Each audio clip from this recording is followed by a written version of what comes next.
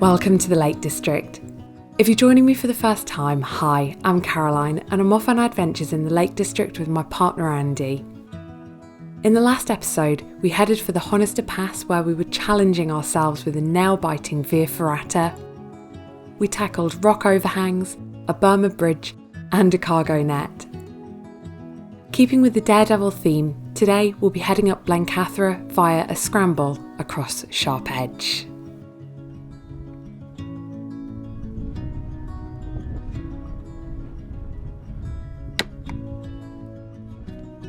Today we have come along to hike Blencathra in the very north of the Lake District. It is the bank holiday Monday of the August bank holiday weekend. We've arrived at about 8:30 in the morning and we've managed to get parked up for free on one of the A66's laybys. It's supposed to be quite a compact mountain. It is one of the Wainwrights, but it was also once upon a time known as the Saddleback Mountain, but Wainwright popularised the term of Blencathra. There are several ways up the mountain and today we are choosing to go across Sharp Edge because if yesterday with the via ferrata wasn't enough of a bit of scarediness with sheer drops, today we're going to go for cliff face edges one more time, but this time not harnessed in.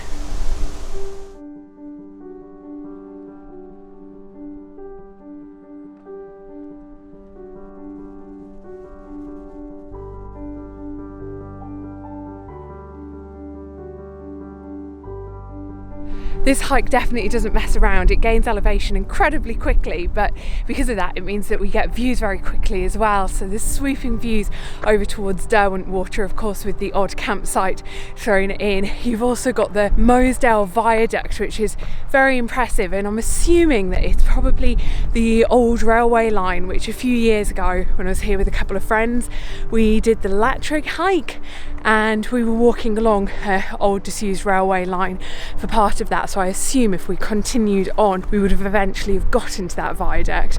And then there's also the Great Mell Fell right on the very edge of the national park, and it's quite flat, and then that fell just sticks up like a big bump. Oh, you can probably hear that I'm out of breath already, but as I say, it just gets going right from the very beginning.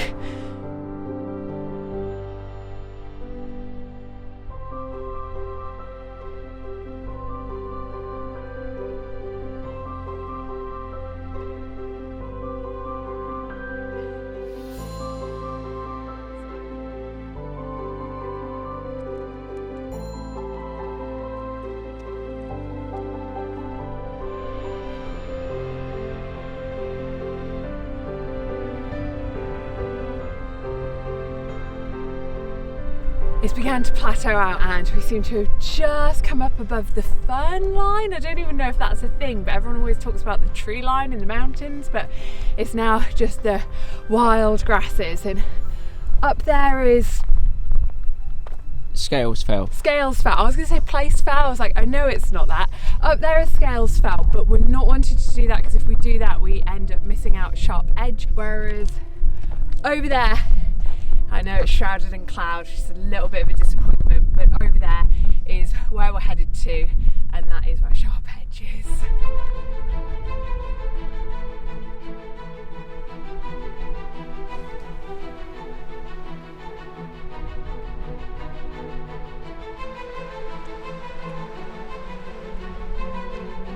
I was expecting the next part of this hike to have been incredibly blustery because we got out on one very exposed ridge and the ice cold morning air just cut through me, but actually coming into this valley it's been beautifully sheltered. It started to get much busier and we can see looking down onto the valley that there's a few other trails. There's one where there's a really cute footbridge crossing the stream. We've got so many sheep in this valley. It's wonderful just to watch them chomping away on the grass. Because we've gotten so high up, it's become very dewy. My windbreaker and rain mac's not had to come out yet, which is quite nice. I was fully expecting that we would need to, but it is still looking very misty and cloudy where we are needing to head. And the notes that we read did say that the navigation can become quite tricky when it is misty, but thankfully we've got things like a compass, we've got an OS map, and we actually have a paper OS map because I never trust, you know, phone batteries run out or something. It would just be a disaster if you were then stuck lost on a mountain. So we've hopefully got everything that we need. Maybe, just maybe, fingers crossed, it might clear and we might get a nice view from the top, but we'll see how we go.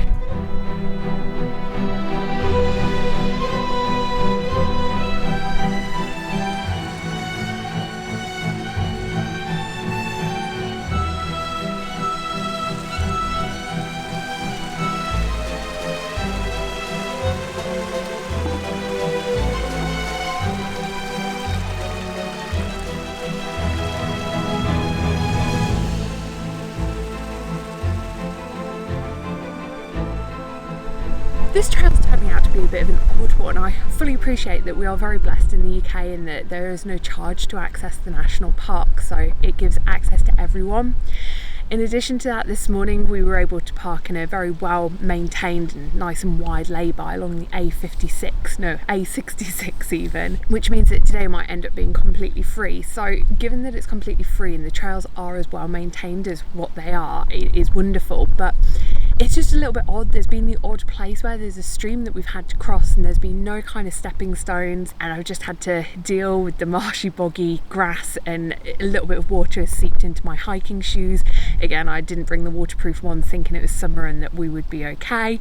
But then as soon as we started to go up the waterfall, there was a beautifully well maintained staircase almost made out of rocks. So it's a little bit hit and miss in places on this trail. So perhaps one thing just to think about if you're watching this video looking for inspiration or planning on doing this hike, you might want to put some waterproof shoes on just to help with the little sections that are, as I say, a bit more miss than hit.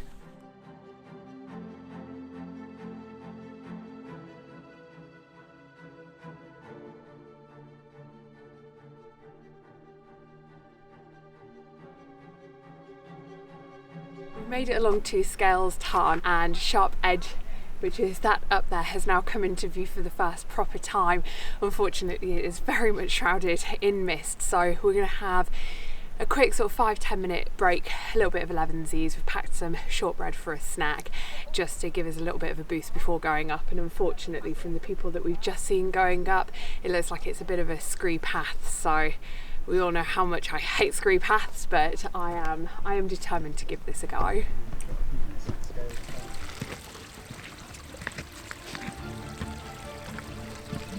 Oh, it looks very loose, very shale-like.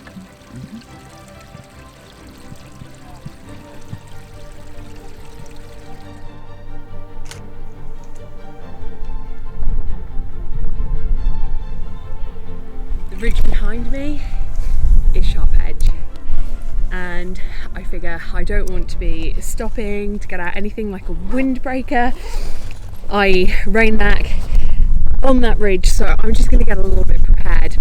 And whilst we're still holding relative flat with the scree, I don't know if it's scree, I call it scree, but Andy has been correcting me saying that because it's been purposefully put here, can't really class it as being scree, but it's certainly safer. And I'm just going to get out my rain mat, which of course is right at the very bottom of this bag, get it on and just get a little bit prepared for this ridge, because I'm excited for it. A little bit like yesterday, you know, I just want to push myself, push my limits, try and just, you know, do things that scare me every once in a while so that I can, I don't know, feel alive, feel like I'm achieving something. But it's a little bit scary at the same time.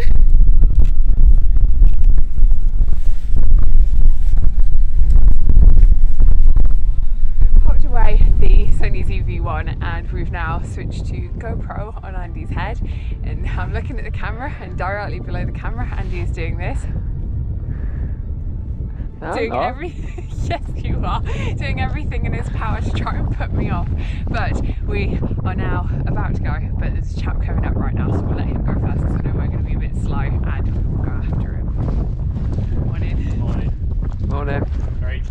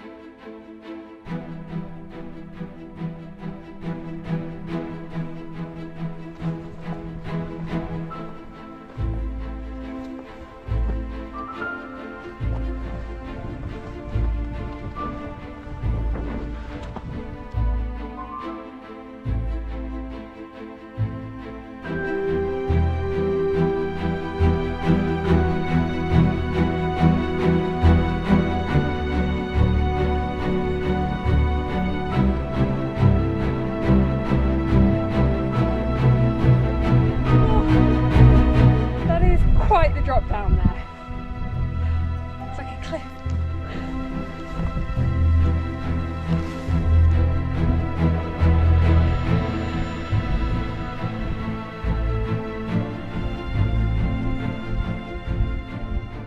Most of it's up, but every now and again you have to go back down to get to the next section. It's going down. I hate scrambling going down. When we were just about to start, there was a family with one kid as well. She looks about 12 years old, and they'd come down it. By the end of it, they're having a full-on argument, and I can understand why, because I think they've probably been stressed the max doing this, but it really does feel like a cliff face drop on either side. Going up, no problem. It's every time you have to dip down, but this is a nice section here. I wouldn't want to do it if it was wet. If it had rained and this was wet, I'd be really worried about slipping. And I also wouldn't want to do this in fashionable trainers. You definitely need proper hiking shoes or hiking boots.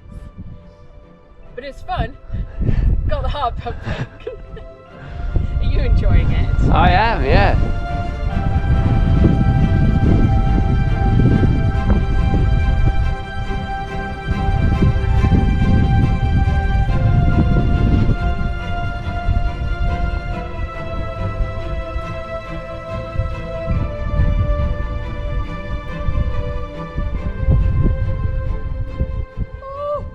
Okay, quite possibly the scariest part yet. Okay, don't think about what's on either side, just go for it.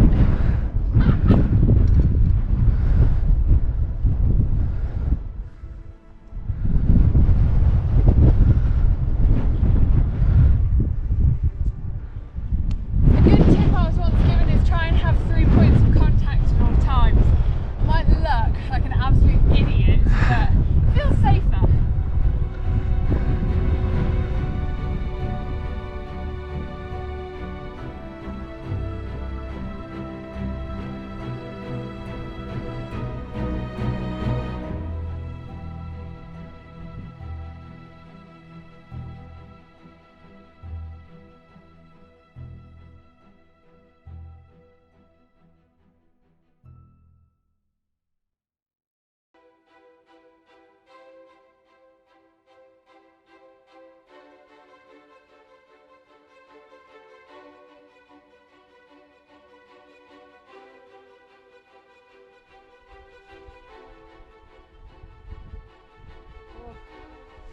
I feel like I need longer legs for this.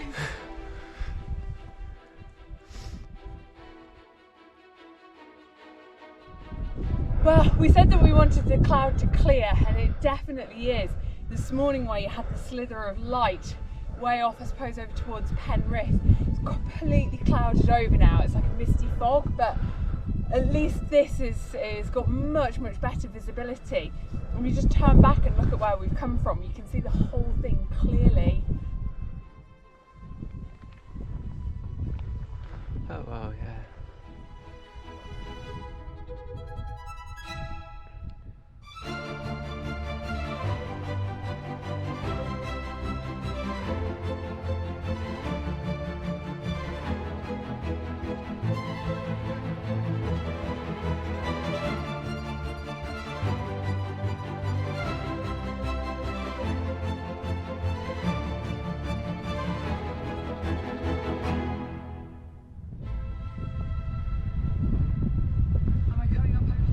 Yeah, I don't think you can get any further up there, really. Oh, yeah, good point. Now I'm going a step higher and I can actually see.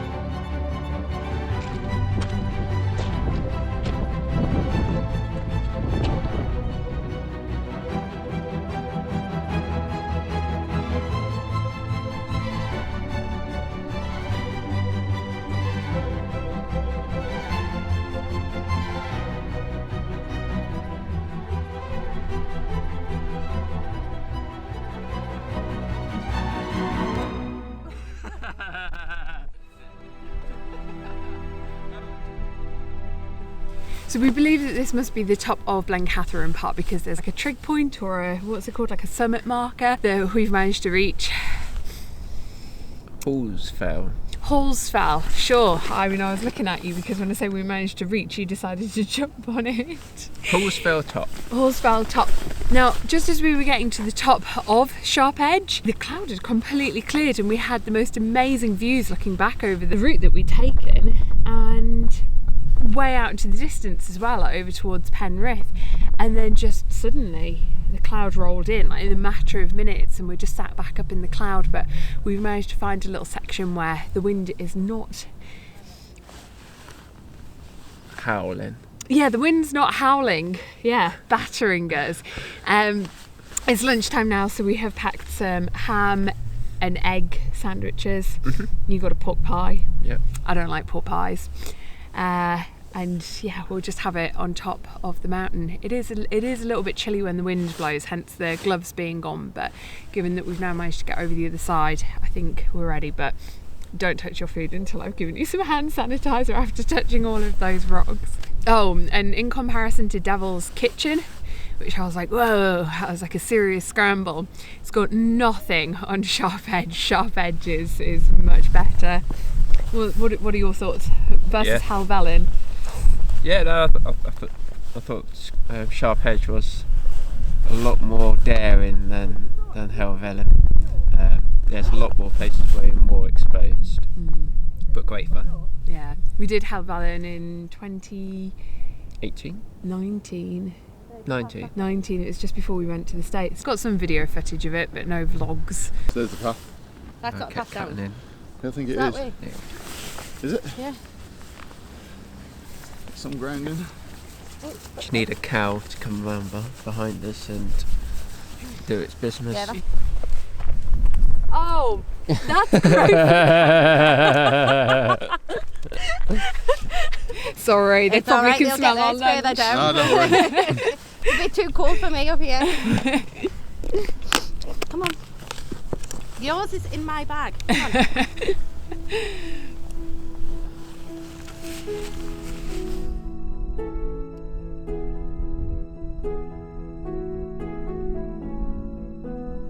Lunch has been consumed, and whilst we were eating lunch we were discussing the different ways in which we could get back down. We had and over going down Blees, which I think would have headed us towards Keswick, and then once we got to about road level we then would have been walking along the flat, but it would have been along the very busy A66. So instead we are choosing to go via Scales Tarn, and that should be about 3.4 kilometres.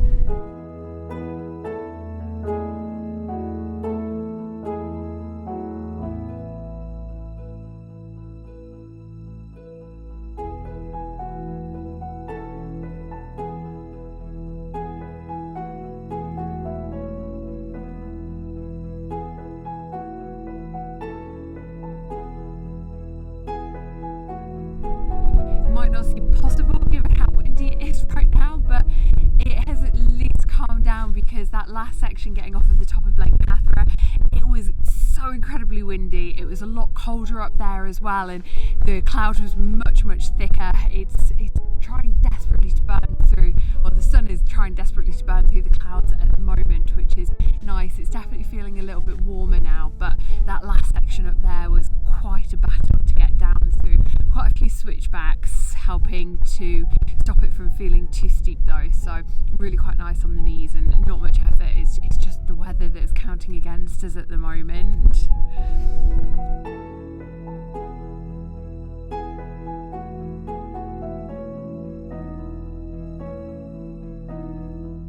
The weather just doesn't know what it's doing at the moment. No sooner had I said, oh, it's starting to brighten up, it actually started raining. Typical British weather.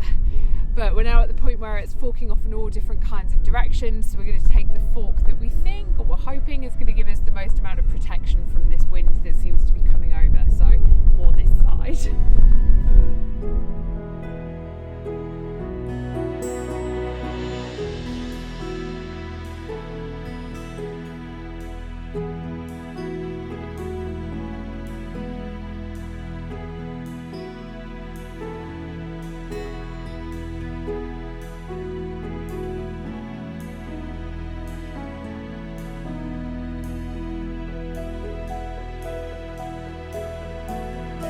just got back to the bottom of Blencathra where I parked the car, and it's still really spitting outside, so we've hopped in to, I suppose, give a bit of a review.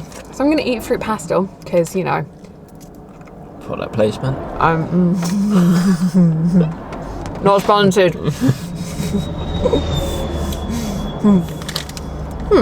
You need a bit of a boost. That means that you can talk first. What did you think of the hike? Yeah, it was good. Tell the people. It was good. I'd highly recommend it. No, you told me that you'd highly recommend it. I've already done it. tell the guys at home. Yeah, I'd highly recommend it. What else do you want me to say? What was your favourite part?